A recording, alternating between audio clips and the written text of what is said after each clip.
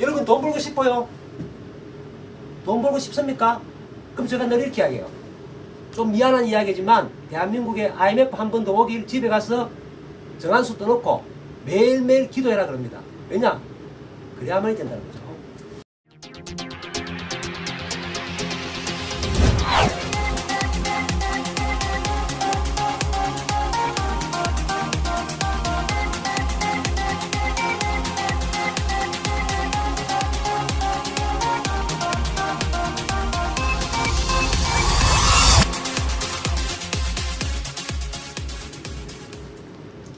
안녕하십니까.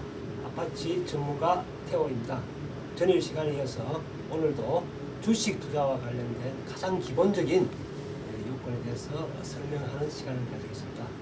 자, 우리 일반 투자가들이 처음 주식을 시작할 때 대부분의 마인드는 그렇죠. 나는 투자하면 돈을 벌 것이다. 나는 남과 다르다. 나는 남과 다를 거야. 나는 분명히 벌 거야. 이렇게 생각을 하고 주식 투자를 합니다. 물론 저 역시도 약 한 20년 전에 30대 초반에 아주 우연한 기회로 주식 투자를 하게 되었습니다. 무조건 벌 줄 알았습니다. 투자만 하면. 내가 사는 종목은 오를 줄 알았어요. 그때는 뭐 상한가라는 개념보다는 일단은 오른다라는 생각만 했습니다. 아주 긍정적인 마인드로. 그런데 막상 해보니까 세상에 이렇게 어려운 게 주식이구나 할 정도로 좌절감도 많이 느꼈습니다. 밖에서 보는 거하고 실제 내가 투자하는 거하고는 하늘과 땅 차이라는 거죠. 그건 달리 말하면 준비가 없었다는 겁니다.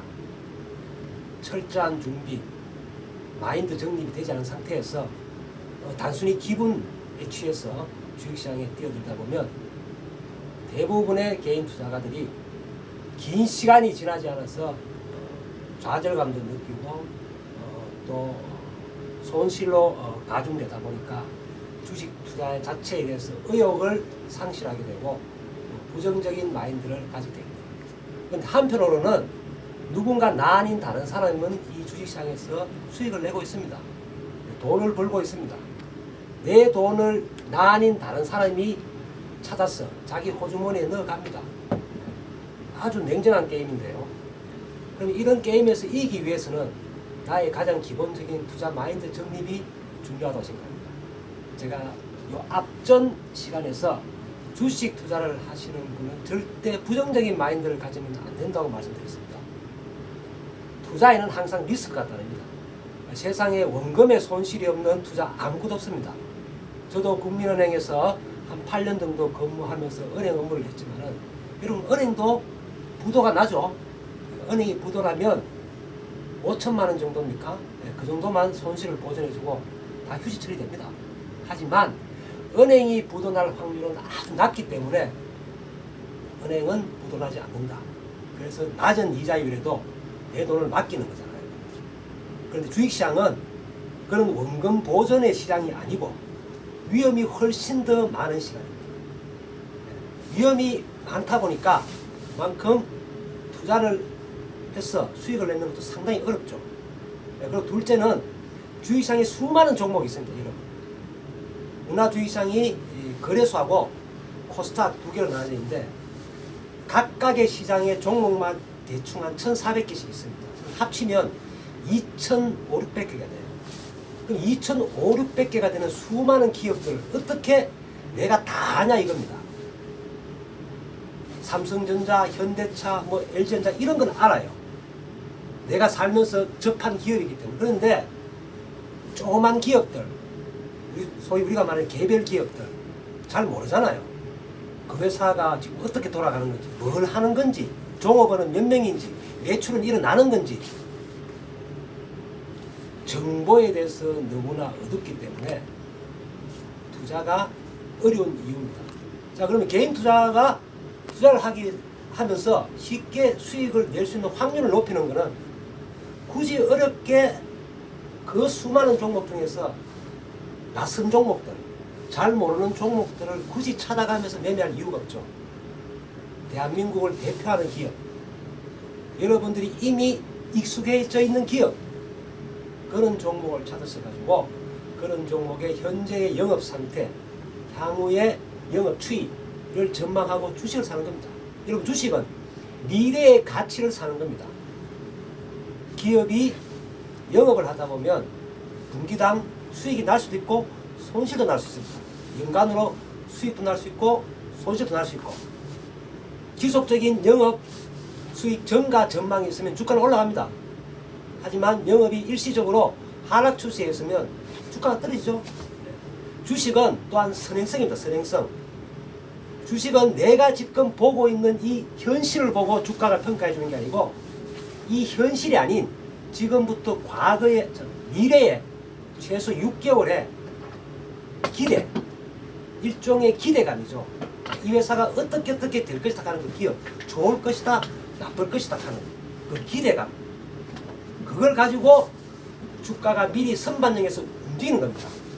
소위 우리 그게 정보시장에 자주 여러분들 접하시는 용어 컨센서스죠. 다수의 투자가들이 서로 동일한 견해를 가지고, 그래 삼전자 앞으로 다음 분기에 실적이 많이 늘 거야, 한 20조 갈 거야. 그러면 삼전자가 다음 분기에 20조의 수익이 나면 주가는 300만원 아니면 350만원 이 정도로 평가가 되겠네. 그렇게 생각하고 주가가 먼저 움직인다는 겁니다.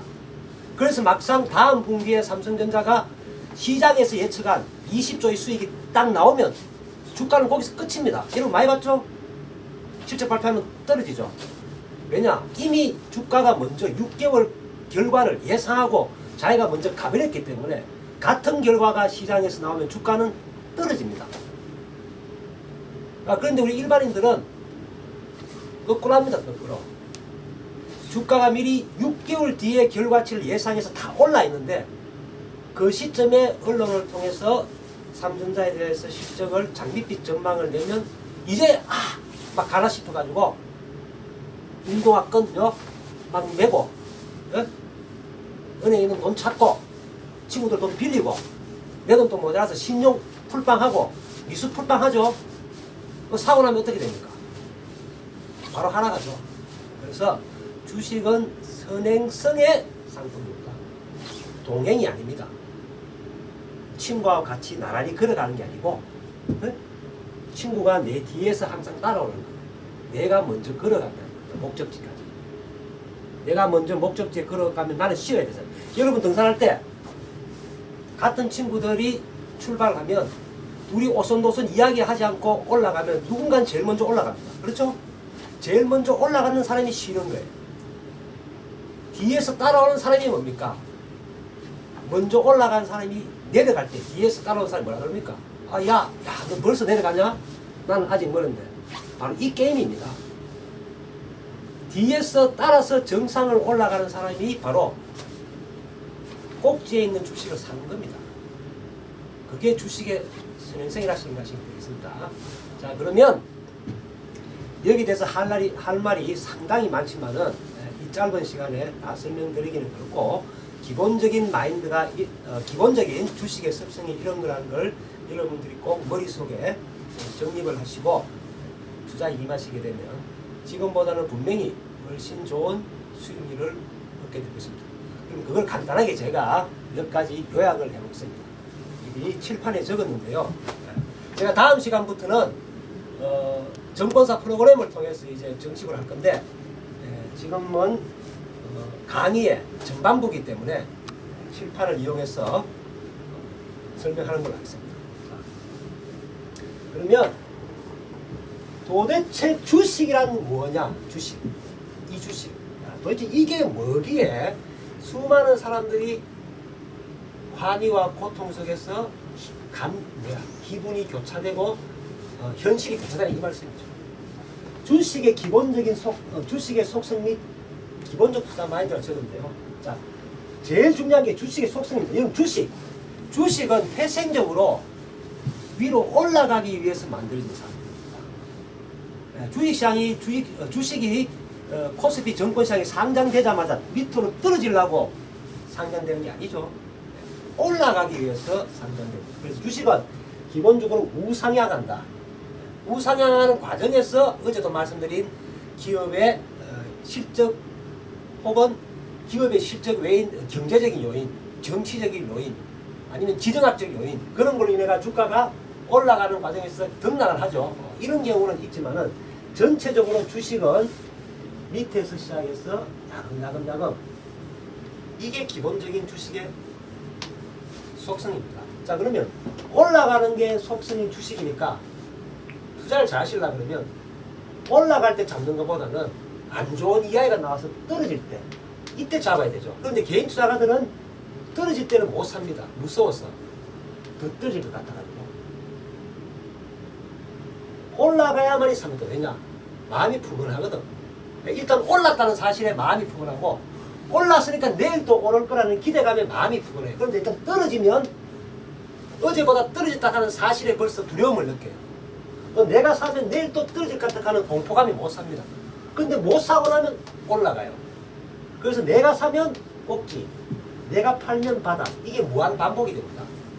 요런 과정을 극복하는데 여러분들이 처음에 이런 투자 마인드가 없고 기본적인 지식이 없다 보면 요런 거 극복하는데 몇 년이 걸립니다. 자기 아까운 돈 시장에 버리면서.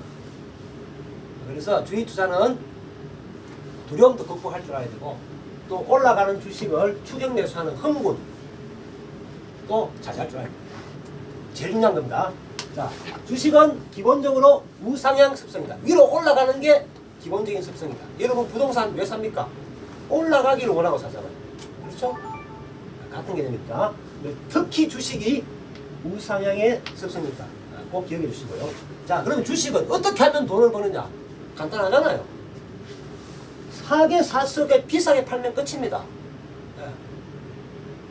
남보다 내가 사게 사면 돼요. 그럼 남보다 내가 비싸게 팔면 됩니다. 그럼 남보다 내가 사게 살려고 그러면 모든 조건이 같을 때는 남들보다 내가 사게 사기 좀 힘들죠.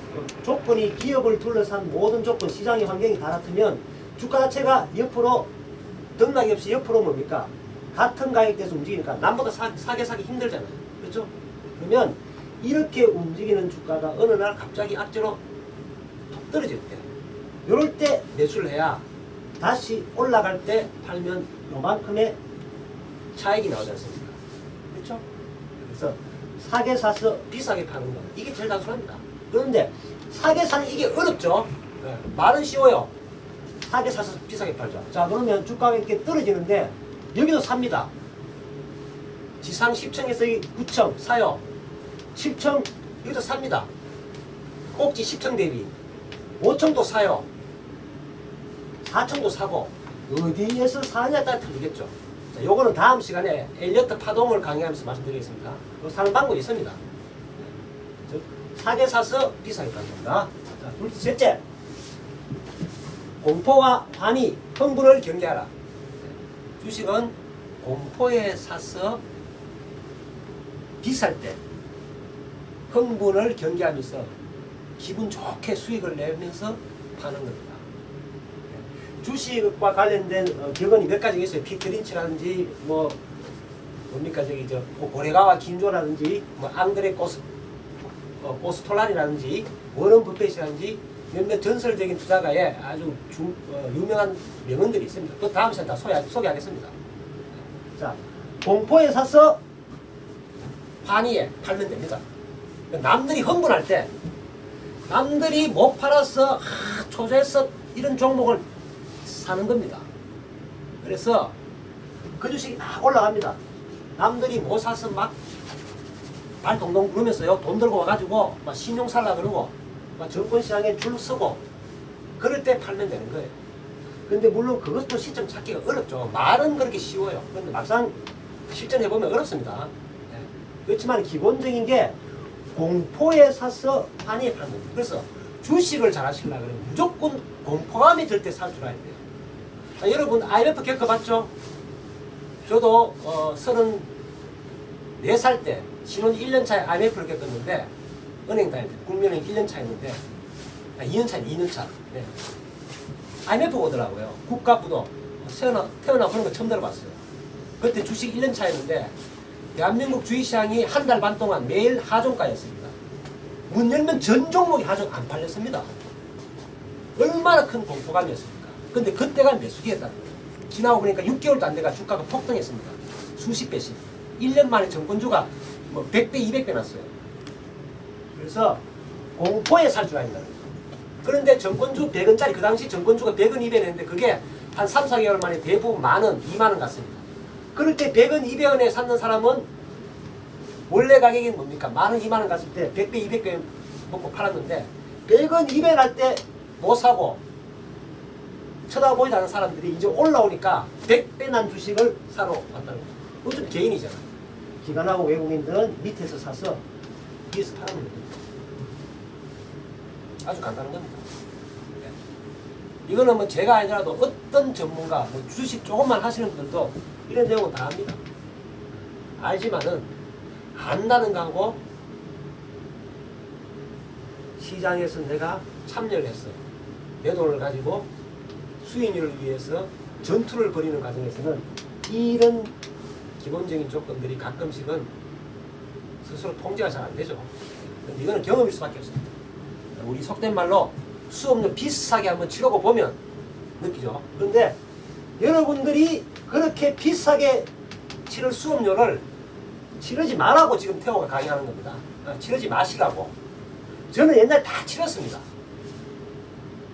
그 당시 월급 제 한 달에 97년도에 국민은행 다닐 때 정확하게 제 한 달 월급이 세금 떼고 한 125만 원 정도 받아. 기억도 생생합니다. 돈 125만 원 받아서 세금 떼고 108만 원인가 109만 원 들어오는데 와이프 데리고 뭡니까 한 살 때 딸 데리고 먹고 살 그 형편에 IMF 나오고 주식이라고 사서 그때 제가 돈이 없었어요. 은행 다녔으니까 은행에서 대출 받았죠. 사는 게 안 팔리더라는 겁니다. 80%가 마이너스 나는데 이자도 내야 되죠. 나라는 부도 났죠. 전들 안 무섭겠습니까? 당연히 저도 무섭죠. 이러다가 내 와이프도 못 먹여 살리고 우리 애 키우겠나 싶었어요. 그런데 그런 공포가 많이 안 가더라는 거죠. 지금 내가 생각해보면 왜 그때 그런 상황이 왔을 때 왜 내 주위에는 그런 상황에서 주식을 사야 되고 부동산을 사야 되고 고금리 예금에 저금을 해야 되고 고금리 채권을 사야 되는지 누구 한 사람도 저한테 그런 정답을 알려줬으면 저는 아마 젊은 나이에 재벌 됐습니다. 저보다도 10년, 20년 더 금융시장에 있었던 은행, 지점장, 부점장, 차장들까지도 저와 나라 망한다고 모든 거 다 판다고 아주 바보들이 아니에요. 바보들. 지금 생각하면 저도 완전 바보 같은 행동을 할 거예요. 그래서 지금 널거립니다. 고객들한테. 여러분 돈 벌고 싶어요? 돈 벌고 싶습니까? 그럼 제가 늘 이렇게 이야기해요. 좀 미안한 이야기지만 대한민국에 IMF 한 번 더 오길 집에 가서 정한수 떠놓고 매일매일 기도해라 그럽니다. 왜냐? 그래야만이 된다는 거죠. 자, 흥분, 올라간 주식을 따라잡지 말자. 90% 확률로 손실입니다. 마지막 네 번째. 이게 제일 중요합니다. 뭐 다 중요하지만 이게 특 중요해요. 타인의 의견에 편성 지향하지 말고 자기만의 투자 철학을 가지자. 참 웃기는 게 어떤 거냐 그러면요. 저도 옛날에 다 그런 행동을 하고 다 했는데 우리 개인 투자가들 보면 제가 증권사 현직에 있을 때 보면 아침 전화가 많이 옵니다. 고객들. 뻔히 관리자인 저가 있는데 정권시장이라는 최일선에서 근무하는 제가 실력이 있든 없든 간에 정권시장이라는 최일선에서 근무하고 있는 제가 있는데 고객들 전화 옵니다. 아침에 따르릉 그러면서 그러면 전화 받죠. 아, 예, 감사합니다 고객님. 무슨 투자증권 차장 누구입니다. 네, 전화 받아요. 고객님 전화합니다. 종목 상담합니다. 삼성전기 사달라 예를 들어서 말씀드립니다. 자, 삼성전기 살까요? 사주세요. 아, 그래요? 차트를 제가 봅니다. 바닥에서 이만큼 올라 있습니다. 제가 묻습니다. 많이 올랐는데요. 아, 이거 왜 사실라 그럽니까? 10명 중에 9명이 하는 말이 여러분 뭔지 압니까? 텔레비에서 사라 그러더라. 신문에서 사라 그러더라. 친구가 사라 그러더라. 이런 사고방식은 여러분들의 피 같은 돈을 그냥 길에 내버리는 겁니다. 차라리 그 돈 은행에 넣든지 결혼하신 분은 집에 있는 아내분한테 드리세요. 여성분일 경우에는 은행에 넣든지 아니면 어디 남편도 모르는 아주 뭡니까? 집안에 비밀 IT 숨겨놓든지. 대부분의 개인 투자가들 하는 말이 텔레비에서 뭐라 그러더라. 신문에서 뭐라 그러더라. 내 아는 친구가 있는데 뭐에서 수익이 좀 났다는데 사라 그러더라. 그게 맞을 확률이 물론 50도 될 경우도 있지만은 그 맞을 50%의 확률을 믿고 들어갔다가 진짜 수익을 낼 수 있는 확률은 10%도 잘 안 됩니다. 친구가 사지 마라 그럴 때 남편이 아내 보고 살림만 하고 너 왜 주식 투자냐? 속된 말로 그럴 때 내 주위의 지인, 직장 동료들이 같이 모여서 남자들 같은 경우 술 한잔 할 때, 여자들 같은 경우 커피숍에서 이것저것 뭐 잡담할 때 내 주위에 있는 모든 친구, 나를 포함해서 모든 친구들이 주식 투자로 불평할 때 입에서 우리 속된 말로 좀 XX 말 나오면서 주식시장에 대해서 비관적인 전망을 할 때 그때가 매수 타이밍입니다. 즉 다른 사람의 의견을 참조를 하되 그걸 기반으로 해서 투자를 하지 마시라는 거예요. 저도 옛날에 실력이 없다 보니까 돈은 벌고 싶고 내가 들어간 종목은 매일 내려요. 그러다 보니까 기가 얇아진다. 이 기가 2개밖에 없는데 기가 한 20개인데 20개 지나가다가 누가 한마디만 해도 매수하게 됩니다. 이거 좋은가 싶어가지고 들어가면 다 손실입니다. 그래서 다른 사람의 의견에 편성하지 말고 다만의 투자 철학을 가져야 됩니다. 모든 손실과 책임은 나의 판단과 나의 행동에 귀결되는 거지 다른 사람이 보전해 주는 게 아닙니다. 자, 그러면 나의 의사, 나의 판단이 제일 중요한 겁니다.